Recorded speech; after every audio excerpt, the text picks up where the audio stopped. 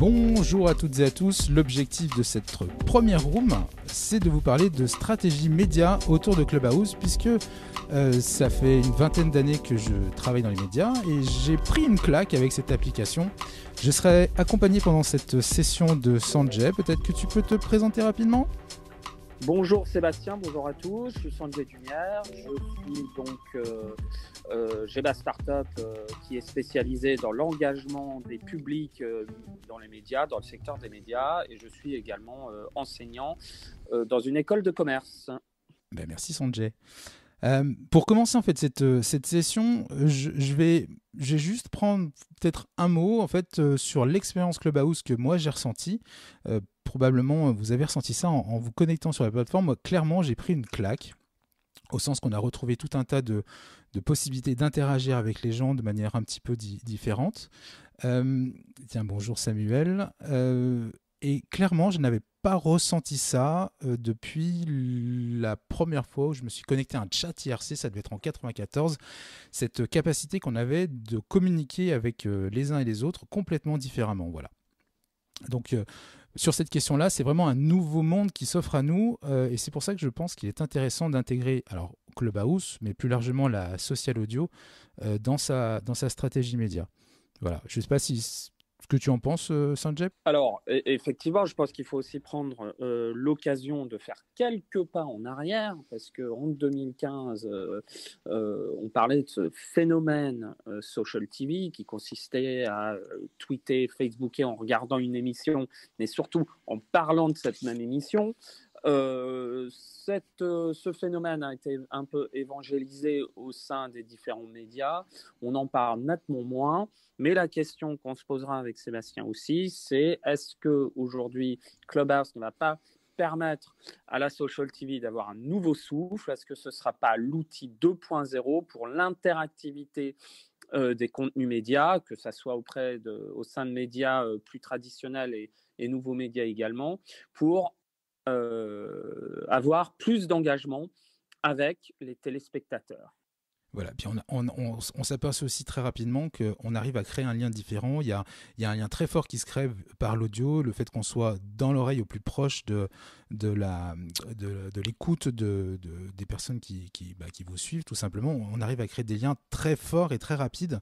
Avec Sanjay, on a commencé à discuter de ça il y a peut-être une semaine ou deux, et on s'est retrouvés, on a échangé beaucoup sur cette question-là.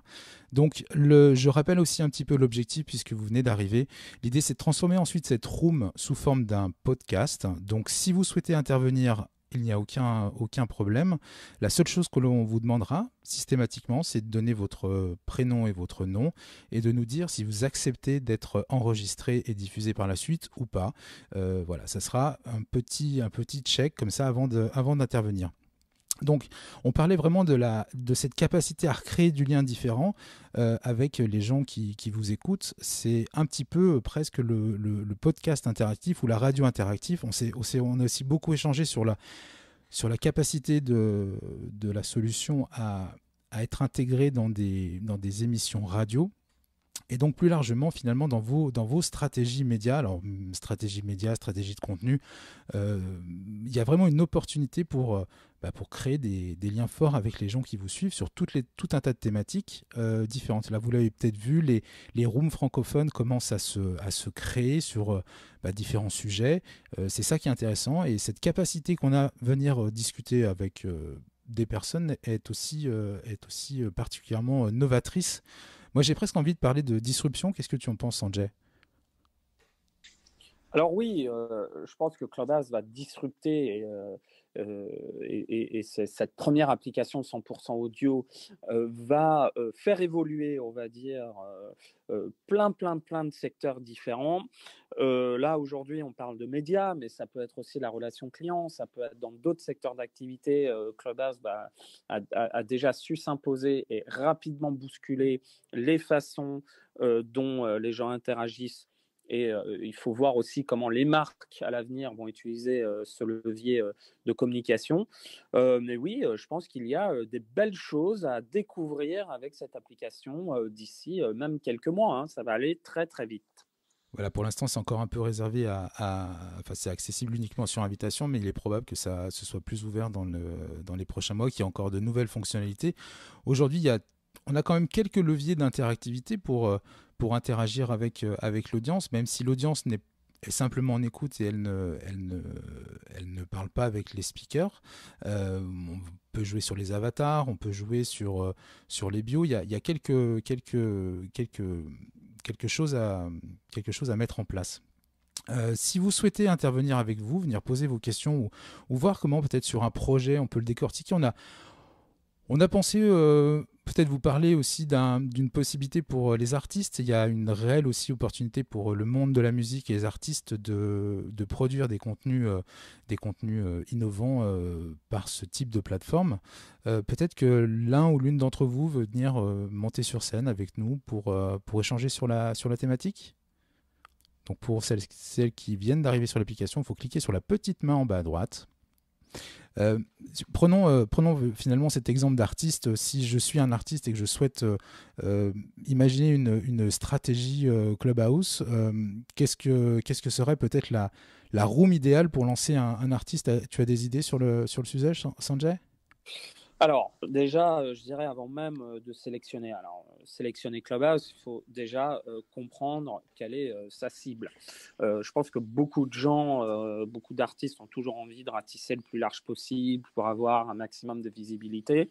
Mais très clairement, il faut d'abord cibler, donc segmenter et puis ensuite élargir par la suite. Voilà. Et donc, je pense que Clubhouse, justement, répond de façon très intelligente à ce besoin de cibler. Et donc, il faut réfléchir à l'intitulé de la room, bien évidemment, comment on souhaite qu'elle soit visible, est-ce qu'on la crée spontanément, est-ce qu'on la planifie, et puis surtout le marketing qu'on va faire autour de cette room et de l'échange sur les autres réseaux sociaux. Comme toutes les autres plateformes social media, Clubhouse permet de partager l'événement. Et ce qui est super aussi avec Clubhouse, que peu d'autres plateformes social font, c'est de pouvoir rajouter l'événement directement dans son calendrier et de laisser l'application et son calendrier vous rappeler de l'événement. Donc en fait, on n'y pense plus et puis hop, dès que ça arrive, c'est bon, on se connecte.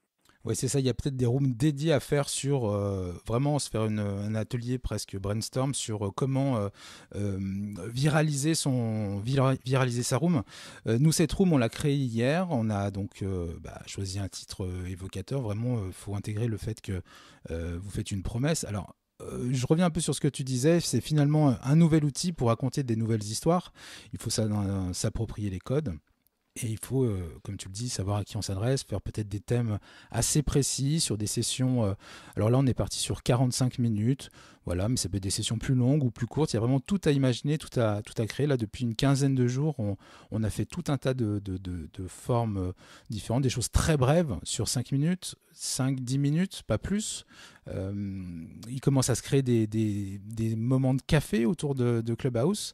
Donc ça peut être aussi des moments simplement informel pour créer du lien avec vos audiences. Je vais faire monter, alors hop, on a des premières questions, on va faire monter Edouard. Donc Edouard, je t'invite à donner ton prénom et ton nom et nous dire si tu acceptes ou non d'être enregistré et rediffusé. Et je vais faire pareil avec Kevin. Donc on va laisser la parole à Edouard dans un premier temps. Ouais, bonjour à tous, merci beaucoup de me laisser monter on stage. Edouard Marguin, et pas de problème pour être recordé sur cette session. Moi, je représente justement les marques, entre guillemets, puisque je suis directeur des opérations d'une chaîne de cavistes qui s'appelle Lavinia. Donc, on est présent en ligne et en retail en Europe, principalement France, Espagne, Suisse. J'arrête là pour le pitch. Et justement, ça fait quelques jours que moi, je binge pas mal Clubhouse, que je prends pas mal de conseils, que j'écoute plein de choses assez passionnantes. Et inévitablement, du coup, je me pose la question de savoir s'il faut intégrer Clubhouse dans notre stratégie média. Et plutôt que de me poser plein de questions, en fait, comme on est plutôt un groupe familial, un peu agile, on fait le test. C'est-à-dire que pour le coup, j'ai pris mon meilleur sommelier en spiritueux, qui est un passionné, qui est un puits de science là-dessus, et on s'est dit, tiens, on va faire un test. Et donc, on a programmé une room à 19h ce soir, 1 heure pour découvrir un peu les fondamentaux du whisky, les différentes écoles et répondre aux questions que les gens peuvent se poser là-dessus. Pour tester une thématique, pas en mode branding, justement, c'est-à-dire pas pour mettre la marque Lavinia en avant, mais vraiment pour provoquer l'échange un peu avec la communauté, ceux que les spiritueux intéressent, et, euh, et prendre surtout des insights, justement, pour pouvoir se dire, OK, ça a du sens ou pas. C'est des questions qu'on se pose beaucoup en ce moment, notamment la partie Clubhouse versus podcast. J'en termine rapidement pour vous laisser la parole. Mais pour contextualiser un tout petit peu la chose. Et donc, j'étais particulièrement intéressé par cette room en tant qu'annonceur, du coup, parce que je suis en plein dans ce questionnement-là de dire est-ce qu'il faut, et si oui, comment intégrer Clubhouse dans notre strat média aujourd'hui. Je vous laisse la parole.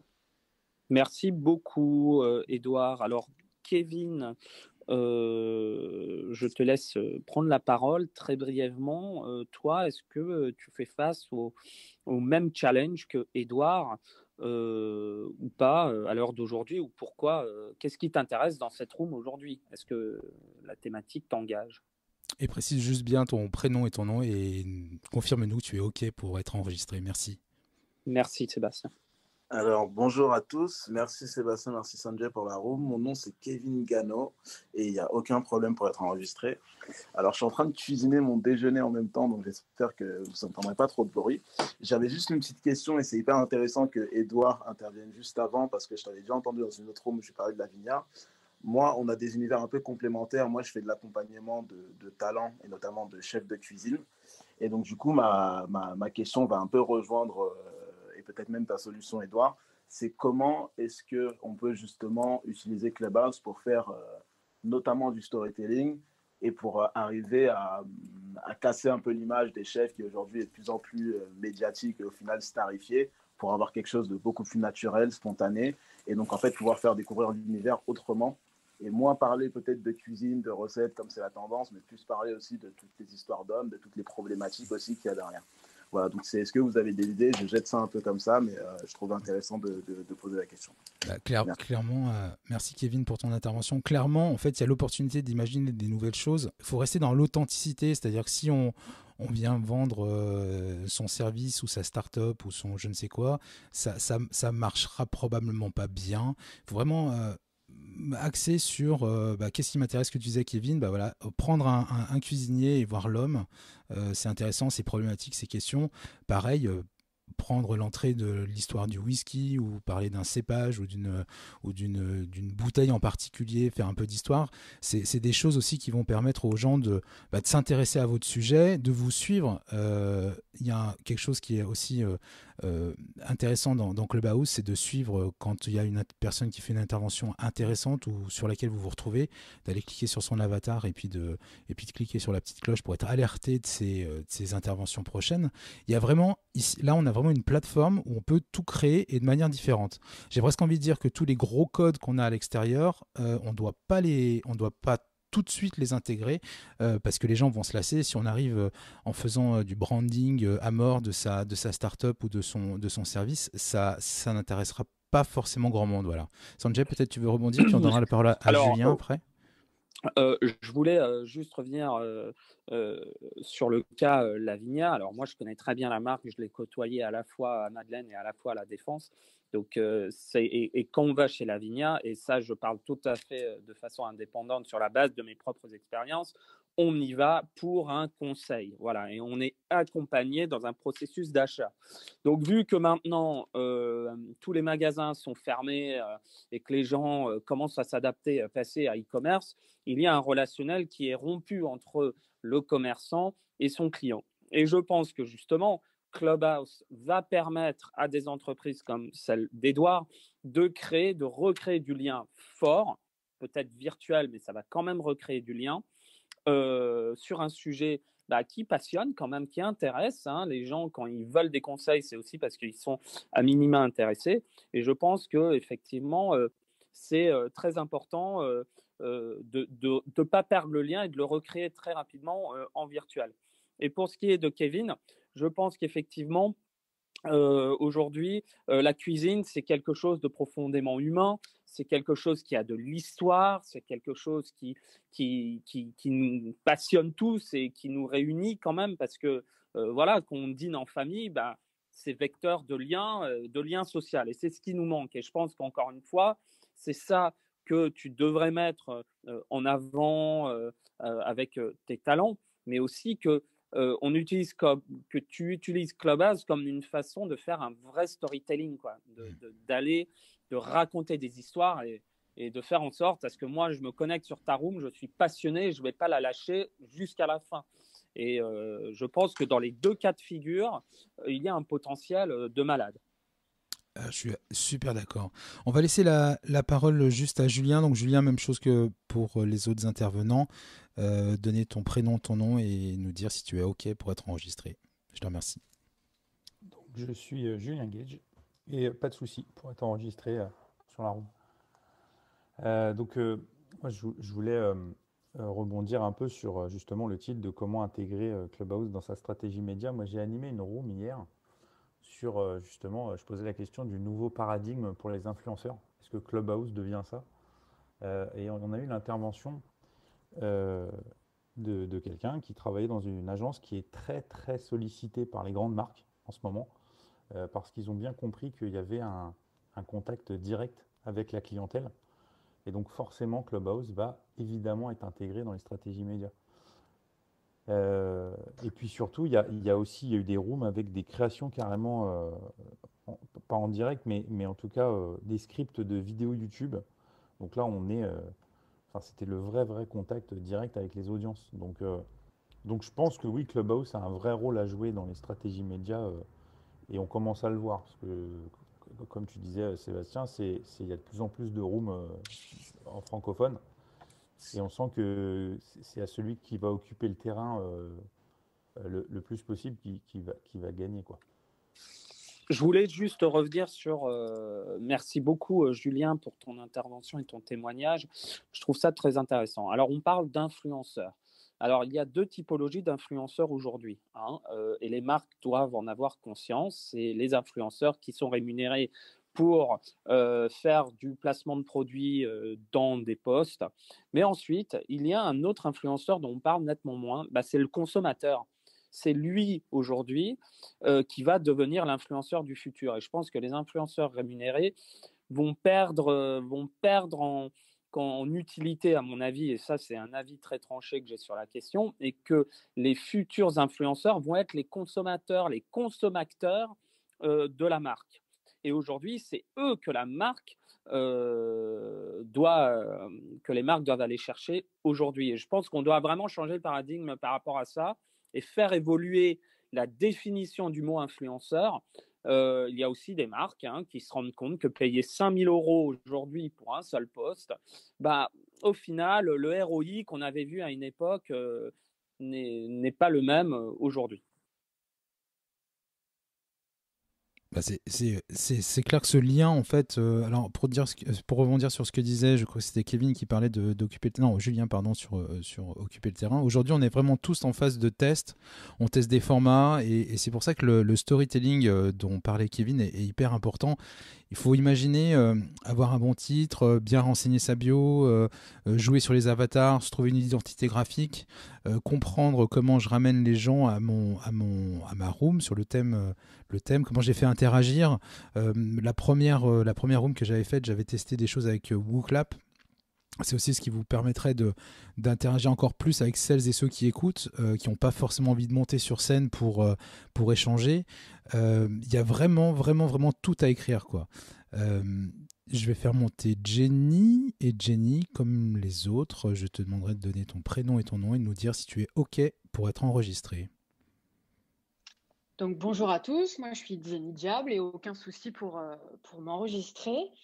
Alors moi je suis dans le domaine touristique avec deux casquettes. Autant je suis blogueuse voyage depuis plus de 10 ans et puis je travaille à côté aussi avec une agence de voyage et on fait de la création de voyages ensemble. C'est-à-dire que moi en fait je pars, je fais de la promotion sur mes réseaux sociaux de ces voyages-là et je pars avec ma communauté Ça fait maintenant 4 ans que je fais ça.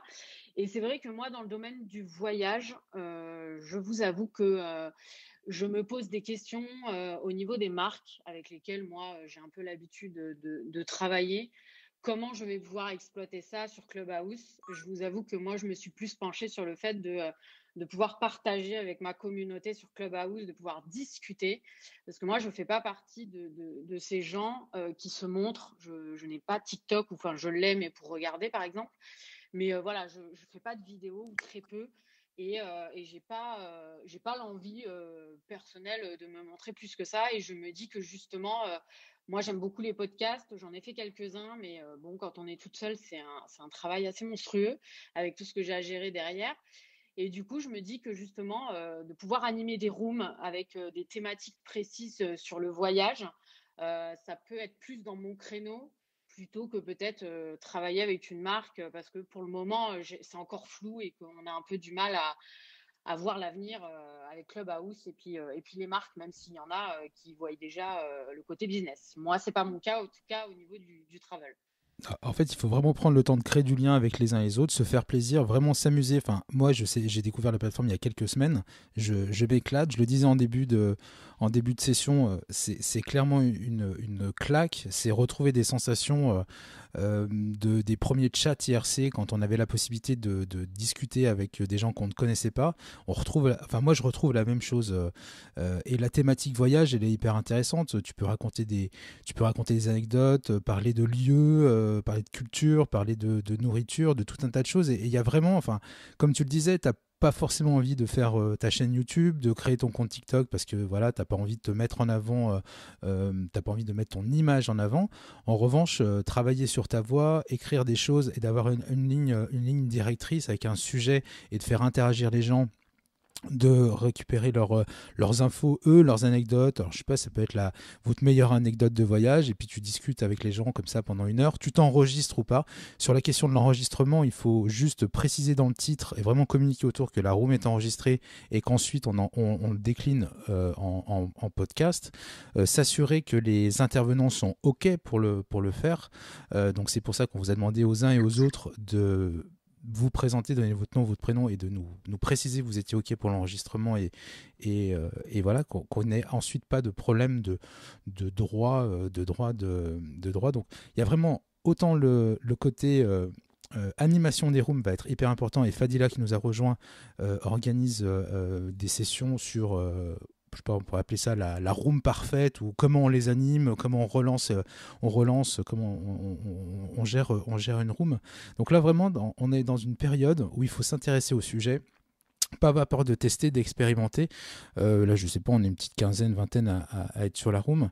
D'avoir des choses intéressantes à raconter et que chacun s'approprie cet outil qui est juste clairement une claque, un changement de paradigme, une disruption dans le domaine des médias. C'est donner la capacité simplement par la voix avec un téléphone de raconter des trucs. On pouvait le faire en vidéo, c'était un peu plus compliqué. Aujourd'hui, on peut le faire avec la voix. Je vais donner la parole à Fadila. Donc Fadila, comme les autres, Fadila, ton nom, Bonjour, et est-ce que tu es OK? je suis OK pour être enregistrée, mon cher Sébastien. J'avais envie de répondre à Jenny. Et donc, d'abord, bonjour à tout le monde. Et parce que, d'abord, je trouve assez intéressant, j'ai regardé rapidement sa bio. Je n'ai pas tout analysé, mais elle a un positionnement concernant les voyages au féminin. Et j'ai vu aussi voyage sac à dos. Donc, c'est deux sujets qui me semblent en fait intéressants à exploiter. Et spontanément, alors exploiter comment? C'est-à-dire en fait d'avoir des idées de room. Je pense qu'aujourd'hui, dans le voyage, on peut englober en fait tout le secteur, on va dire, du tourisme. Et une chose est certaine, c'est que le tourisme aujourd'hui s'interroge beaucoup, parce que c'est un secteur dont on parle pas tant que ça, et qui pourtant a été extrêmement bouleversé. Je pense à tout l'écosystème, que ce soit du transport, aux accueils, aux guides, aux agences, etc. Donc je trouverais assez intéressant en fait d'utiliser aujourd'hui ce média pour peut-être fédérer un peu un écosystème sur la discussion autour de quel tourisme aujourd'hui, à l'heure pas simplement du confinement, mais à l'heure du Covid. Parce que ça suppose plein de choses. Aujourd'hui, les 3 destinations phares sont Cancun, Dubaï et j'ai oublié la troisième. On parle que de ça, c'est tout. On dirait que tout le reste est un petit peu mort. La deuxième chose, en termes de voyage, pour en avoir discuté avec un guide touristique, je lui ai dit que Clubhouse pouvait être super intéressant pour fédérer en amont, par exemple, un groupe d'expédition pour créer en fait du lien et commencer à créer du lien, notamment dans la destination souhaitée. À savoir qu'en créant une room avec la thématique, par exemple, du pays, peut-être introduire en fin de compte des conversations autour des dimensions culturelles. L'autre fois, je suis tombée sur une room qui disait quoi faire à Dubaï un dimanche. Voilà, un exemple. Je trouvais ça plutôt intéressant, déjà dans le questionnement, parce que forcément, tous ceux qui sont intéressés par la destination, les personnes susceptibles d'être intéressées par cette destination auraient envie de cliquer et entrer dans la conversation. J'ai pensé aussi pendant, en fin de compte, des expéditions, notamment pour partager des bons plans et permettre à des personnes en fait, de rester en lien. L'autre point, ça peut être aussi sous forme de story. Parfaitement le cadre d'une personne qui part en sac à dos avec peut-être un plan qui finalement n'est pas si défini que ça. Et donc on pourrait avoir le jour 1, jour 2, etc. Ça me fait vraiment penser à We Are the World, qui était un projet d'il y a plus de 10 ans où c'était toute une famille qui avait voyagé partout dans le monde juste à l'aide des amis Facebook. Et ils étaient en lien en fait en permanence avec nous jusqu'au point de nous dire par moment quand ils avaient des difficultés à trouver un logement et que via les amis Facebook on arrivait tout le temps en fait à les relier, on les suivait à distance, à les aider, etc. Donc voilà, c'est des petites idées comme ça à la volée. C'était tout. Je me permets de rebondir donc, sur ce que tu viens de dire, Fadila, merci beaucoup. Alors, bien évidemment, il y a des pratiques qui pourront être utilisées par tous ceux qui opèrent dans plusieurs secteurs d'activité, mais après, c'est forcément en fonction du secteur, les pratiques, les usages d'une plateforme ou d'une autre vont pas être les mêmes, hein, elles seront différents. Donc je pense que ça aussi, c'est à prendre en compte. Il n'y a pas une règle de one rule fits all. Et ça, c'est quelque chose que les créateurs doivent prendre en compte lors de leur positionnement. Alors, encore une fois, ce que je vais dire est mon avis, mais dès que les marques, très souvent, veulent se positionner sur les réseaux sociaux, elles ont tendance à vouloir le faire sur tous les réseaux, sans réfléchir à la cible. Et ensuite, ça devient très compliqué pour recentrer la stratégie sur seulement certaines d'entre elles. Donc, ce que je veux dire par là, c'est la cible, pour moi, est clé. Si on a la bonne cible, on pourra créer de l'engagement efficace et sur la durée. C'est clair, en fait, il y a vraiment un lien fort qui se crée. Enfin, ça, je radote quand je le dis, mais on peut commencer une discussion autour d'une ville et puis terminer sur de l'architecture à l'autre bout de la planète parce qu'en fait, les uns et les autres auront amené leur petite remarque ou leur petite intervention. Enfin, on a aussi beaucoup parlé avec Sanjay il y a quelques jours de comment intégrer ça vraiment, ce média dans toute la stratégie. Faut effectivement pas faire la même chose qu'on le ferait en vidéo ou dans des lives avec plusieurs intervenants. C'est vraiment de créer ce lien fort avec les gens qui vont vous écouter. Il y a réellement tout à écrire. Enfin, depuis une semaine, quand je discute avec les gens, je vois tout un tas d'opportunités à raconter des nouvelles choses. Jenny, moi, si tu fais ta première room voyage, on est là, quoi. Avec Sanjay, on t'écoute et il faut y aller, quoi, hein. C'est le moment de tester, hein. Eh bien, pour tout te dire, il y en a une ce soir à 18h. Justement, je l'anime avec 3 autres nanas qui sont dans le secteur touristique. On se connaît en fait de loin, mais c'est vrai qu'on s'est un peu découvert sur Clubhouse avec nos différents profils. Et puis voilà, ce soir, pendant 1 heure, on s'est donné une durée parce qu'on estime que c'est mieux. Et voilà, pendant 1 heure, on va parler voyage. On va essayer de pas trop parler Covid parce que je pense que les gens ont justement envie de s'aérer l'esprit, surtout qu'à 18h, on est tous en couvre-feu. Donc voilà, pendant 1 heure, on parle de voyage ce soir. c'est justement en fait les discussions sur ce réseau-là aujourd'hui font un peu abstraction de l'actualité. C'est aussi ça qui est j'ai envie de dire, frais et riche. On parle pas de Covid, on parle pas de pandémie. Enfin, moi, j'ai assisté à très peu de rooms qui en parlaient. Il y a vraiment, c'est comme si on avait une page blanche avec un nouvel outil pour raconter des super histoires. Plus largement, c'est finalement la social audio, parce que là, on est sur Clubhouse. Moi, j'avais un peu expérimenté l'application qui s'appelle Stereo, qui était un peu dans le même, pas le même esprit, mais qui était basée sur l'audio. Il y a d'autres choses qui arrivent avec Twitter Space. Donc, il y a vraiment un raz-de-marée autour du son et de ces plateformes.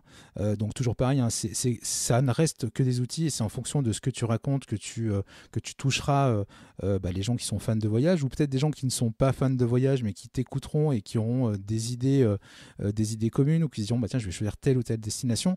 C'est vrai que c'est le média, j'ai presque envie de dire, enfin, on parlait de disruption, mais presque le média du futur. On a beaucoup axé les stratégies sur la vidéo en disant que voilà, la vidéo c'était le contenu tendance pour avoir pour toucher ces cibles, mais vraiment l'audio arrive, enfin on en parle pas mal avec le podcast, et là c'est un petit peu finalement la capacité à faire du podcast interactif live. On a eu des discussions sur la radio, peut-être finalement ça va aussi disrupter le monde de la radio, la possibilité aux gens d'intervenir tous ensemble dans une émission. Il y a des choses à écrire en fait, hein. Sanjay ? Oui, alors je suis tout à fait d'accord avec toi, Sébastien. Je pense que en fait, c'est pas à nous de nous adapter à la plateforme, c'est plutôt à la plateforme de s'adapter aux usages et de s'adapter à sa communauté d'utilisateurs. Donc aujourd'hui, effectivement, c'est à nous de nous approprier cet outil, mais aussi de dire clairement, voilà, ce qu'on veut, nous, ce que sont nos attentes de la part de cette plateforme pour atteindre nos objectifs de personal branding, ou même de business, hein. Je pense qu'il ne faut pas avoir peur de dire voilà, ça c'est mes intérêts, donc j'aimerais bien que cette plateforme soit plus axée sur telle ou telle chose, ou telle fonctionnalité. Je pense que ça, c'est important, parce que même dans les réseaux sociaux, il faut que ces plateformes-là apprennent à être beaucoup plus customer, user-centric. Je pense que c'est très important, et de donner la possibilité aux utilisateurs d'accroître leur visibilité et leur possibilité de faire du business, surtout en phase Covid. On va donner la parole à Kevin, et si quelqu'un de l'audience veut nous rejoindre, c'est avec grand plaisir. Il faut cliquer sur la petite main pour celles et ceux qui viennent d'arriver sur la plateforme. Peut-être que Samuel pourrait nous rejoindre, peut-être, s'il le souhaite. Kevin, à toi. Yes, écoutez, je suis toujours dans mon déjeuner d'ailleurs. Sanjay, tu viens de parler justement de business model. C'est vrai qu'il y a une autre question à laquelle je réfléchis justement, c'est, je ne sais pas si vous avez vu des choses, justement, des moyens un petit peu de convertir au-delà de, en fait, je valide une certaine forme d'expertise, et puis les gens viennent me retrouver soit à travers mes bios, soit à travers le lien Instagram, et puis du coup, on enchaîne sur du business. Dans quelle mesure, tout à l'heure, on a parlé de storytelling, je réfléchis pas mal en ce moment à quelles justement pourraient être les autres métriques que justement la conversion financière, ou juste une audience qui s'accumule un petit peu, pour justement mesurer le succès et ou l'efficacité de Clubhouse. Donc, je n'ai pas vraiment la réponse, pour rien vous cacher, mais du coup, c'est vraiment hyper intéressant, parce que moi, c'est pour le coup, contrairement même à Instagram, c'est vraiment comme ça que je le vois. C'est vraiment l'occasion en fait de raconter un petit peu les coulisses et de passer de l'autre côté.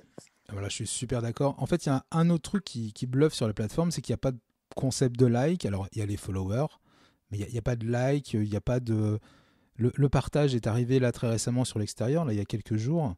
En cliquant sur plus, vous pouvez envoyer la conversation, enfin pas la conversation, la room, le lien vers la room sur votre page Facebook ou votre LinkedIn ou sur WhatsApp, comme un partage de contenu sur iOS normal. Mais il n'y a pas cette pression en fait. On est là, on est 5 sur scène, il y a une vingtaine de personnes qui nous écoutent. On n'a pas la pression du like. Et je pense que c'est ça aussi qui fait la force du truc. Là maintenant, tout de suite, on n'a pas ça. Alors peut-être qu'ils ajouteront tout un tas de fonctionnalités, mais je suis assez d'accord avec Sanjay, hein. Pour l'instant, peut-être qu'il faut choisir un peu comment vous voudrez que la plateforme évolue. C'est pas certain qu'on y arrive, mais ça pourrait être un bon truc, quoi. Fadila ? Oui, je pense qu'il ne faut pas se leurrer, hein, ça va arriver. Hein. Oh non.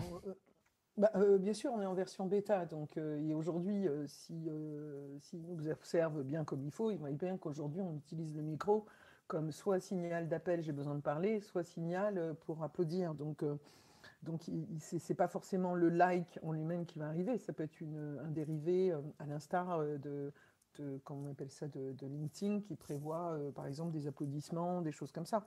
Donc c'est-à-dire des boutons qui expriment, on va dire, des boutons d'action qui pourront vous aider à exprimer des choses. Et puis il y a un autre aspect, vous voyez bien que il y a, pardonnez-moi, il y a la partie on stage où il y a les speakers et juste en dessous il y a une autre partie. Ce sont ceux qui sont suivis par les speakers. Donc, on est bien, en fait, aussi dans une idée aussi de vouloir qualifier un petit peu l'audience. Et troisième pilier, où vous avez des personnes, toutes les personnes qui écoutent et qui ne sont pas en relation avec les speakers. Donc, ils ont déjà mis ça en place.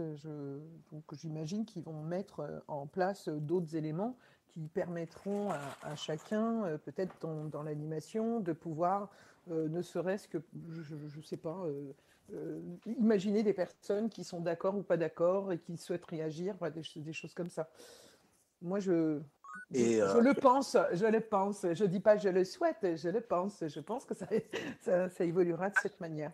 Et Sébastien, si je peux juste rebondir rapidement sur ce que vient de dire Fadila. Ce matin, j'étais dans une room, enfin tout à l'heure, j'étais dans une room karaoké. Voilà. Je me baladais un peu pour découvrir et j'ai vu justement qu'eux utilisaient la fonction lever la main comme une manière de voter. Donc en gros, les gens passaient on stage, ils faisaient leur performance et après tu pouvais voter pour celui que tu avais préféré. Donc je n'ai pas suivi pour voir jusqu'où allait le process, mais effectivement, je te rejoins un peu Fadila sur cette... je pense au fur et à mesure, on va voir apparaître des fonctionnalités, au moins pour pouvoir exprimer un peu des émotions, ce genre de choses. Et du coup, ça m'amène aussi à la question qui est, et c'est vraiment une question ouverte, c'est qu'est-ce que vous pensez en termes de perspective? Est-ce qu'on sera juste sur, grosso modo, plus tu as d'audience et plus tu es mis en avant et plus tu es jugé intéressant, entre guillemets? Ou est-ce qu'il y aura d'autres manières de qualifier aussi, ou en fait même des gens qui ont des petites communautés, mais qui en fait à chaque fois ont un engagement qui est énorme, le ratio versus les gens qui me suivent et les gens qui sont dans ma room. Est-ce que vous pensez que ça, c'est des choses qui vont pouvoir être aussi valorisées ou pas du tout?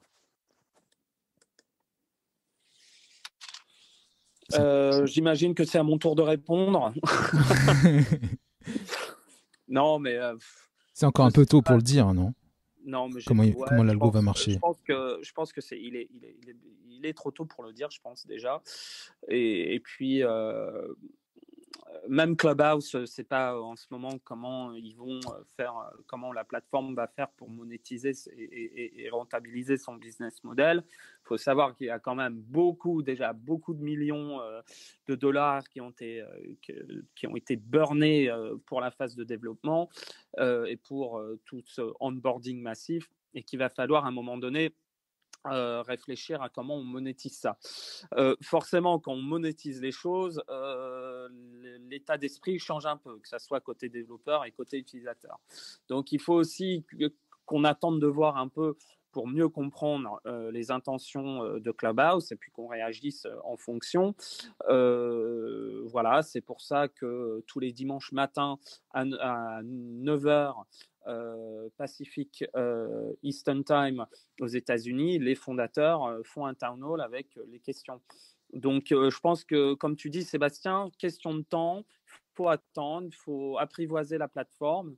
Et puis, je pense qu'il faut faut pas prendre de décision trop hâtive à ce stade. Ah, t'as perdu. Clairement, il faut voir comment ça marche. On est dans la phase où on peut se permettre de faire une room sur un thème, se planter, changer de titre et d'écriture, en refaire une autre, la réajuster en rechangeant. Voilà, on est vraiment dans cette phase d'expérimentation et c'est probablement ça qui est génial. Je vais laisser la parole à Clarisse. Clarisse, comme les autres, je vais te demander de donner ton prénom et ton nom et de dire si tu es OK pour être enregistré. Merci. Oui, alors merci. Moi, c'est Clarisse Gradka. Bien sûr, je suis d'accord pour être enregistrée.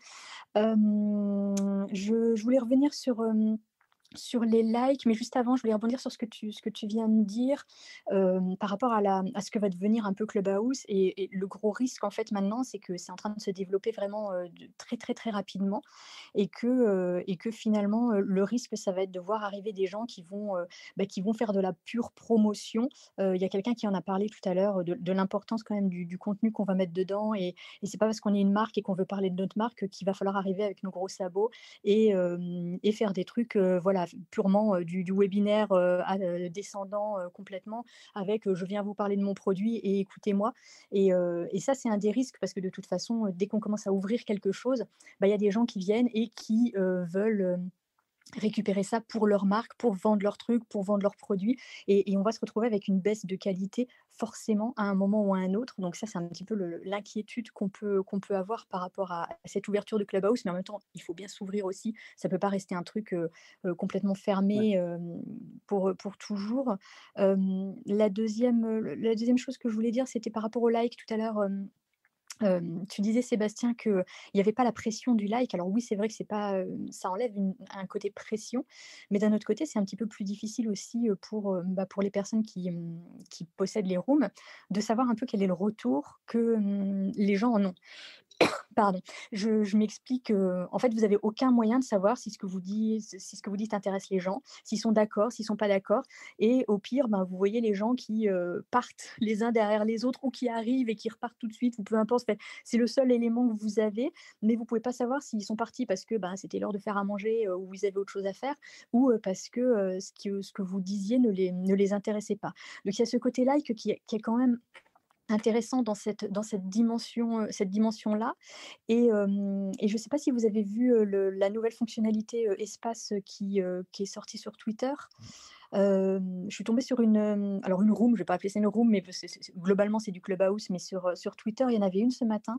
Eux, ils ont ajouté justement cette notion de like avec des petits emojis où on peut, alors j'ai vu des 100 passer, j'ai vu des, je ne sais plus ce qu'il y avait exactement, enfin c'est des petits emojis qui apparaissait du coup par-dessus l'avatar. Et comme ça, les gens pouvaient dire ah oui, on est d'accord, on aime bien, etc., etc. Donc, je trouvais que c'était intéressant d'avoir ajouté cette notion-là finalement dans l'espace de Twitter, même si voilà, ça reste une pâle copie de Clubhouse. Pour l'instant, Je voulais juste rebondir sur ce que tu disais, Clarisse, sur la culture du like. Alors, moi, aujourd'hui, donc, dans le cadre de ma startup, moi, le but, c'est d'expliquer, donc, d'évangéliser l'idée qu'aujourd'hui, qu'on commence peut-être à réfléchir au-delà du chiffre pour faire une analyse de l'engagement.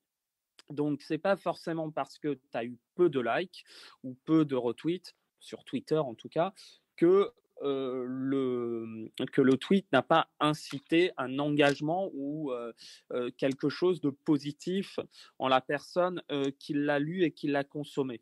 Et je pense que c'est très, très, très important, surtout pour les créateurs de contenu, que oui, bien évidemment, on regarde le chiffre parce que le chiffre, c'est un critère comme un autre, mais qu'on regarde au-delà et qu'on contextualise, qu'on fasse du cross-analyse, de la cross-analyse et voilà, qu'on regarde un peu au-delà de ce chiffre. Moi, je pense que plus on regarde le chiffre, plus c'est néfaste.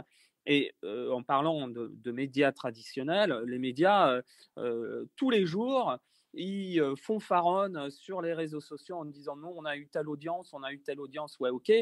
Mais si aujourd'hui TF1 a eu 9 millions de téléspectateurs, c'est peut-être aussi que sur France 2, peut-être qu'il n'y avait pas un contenu intéressant ou vice-versa. Donc, ce que je veux dire, culture du chiffre, ok, mais il faut faire attention et réfléchir autrement aussi à tout ce qui est performance. Mais ça fait presque une super conclusion de cette session, puisque on s'était à peu près engagé à pas dépasser 13h45, puisque Sanjay est attendu sur autre chose, et moi sur une autre room qu'on va animer autour de l'inclusion dans les projets, un sujet super vaste aussi. Pour juste terminer sur ce que tu disais, Clarisse, et la capacité d'interagir et à donner son avis, il peut y avoir des mécaniques à trouver avec des WooClap ou des systèmes de vote. tu mets ton lien dans ta bio, tu invites les gens à se connecter pour interagir avec toi, puisque certains n'auront pas l'envie, la possibilité de monter sur scène pour échanger, échanger par la voix, mais pourraient apporter quelque chose ou poser une question. Donc c'est pas parce que ce n'est pas intégré dans l'application qu'on ne peut pas mélanger les différents outils pour créer cette interactivité-là. Voilà, donc je pense qu'on peut conclure cette première session sur le sujet. Si c'est intéressant, vous pouvez nous contacter, Sanjay ou moi, pour organiser d'autres sujets, peut-être discuter avec vous de vos projets. Ça peut être sympa de réfléchir avec Jenny sur la room voyage idéale. Voilà, prendre ce temps, parce que ce temps-là, on l'a aujourd'hui sur Clubhouse. Alors, il faut le caler quand même, parce que là, en fonction des périodes, des activités des uns et des autres, c'est pas toujours simple. Mais il faut prendre le temps de se rencontrer, de discuter. Il y a un lien qui se crée, je le dis, c'est ce qui m'a le plus bluffé, en fait, cette capacité qu'a la plateforme à créer du lien entre les humains en période de pandémie. C'est quand même quelque chose de plutôt positif. Voilà. Un petit mot de la fin, Sanjay. Ouais, pardon. Pardon, excuse-moi Sébastien, juste pour, si vous voulez parler, on va dire, aller plus loin dans cette compréhension du marketing relationnel, bien évidemment, moi je serai sur Clubhouse donc à 18h demain, si vous voulez en parler, vous êtes les bienvenus. L'idée c'est d'avoir un échange informel sur la question, parler de ce sujet qui pour moi m'anime et va m'animer de plus en plus vu la situation, et l'idée c'est d'en parler et que éventuellement on puisse avoir le retour d'expérience de chacun. Ça aussi pour moi c'est très très important et je vous remercie infiniment de votre temps aujourd'hui. Merci à toutes et à tous de nous avoir écoutés. Vous pouvez, si vous le souhaitez, nous suivre et vous serez alertés comme ça de nos prochaines interventions sur ces sujets divers et variés que sont la stratégie média, stratégie de contenu, les applications, ce genre de choses. Comment on s'en sert, parce que finalement c'est pas les outils qui sont importants, mais c'est les histoires qu'on raconte avec qui feront que vous démarquerez, que vous inventerez votre propre storytelling. On vous souhaite une bonne journée. N'hésitez pas à nous contacter pour parler du sujet. À très vite.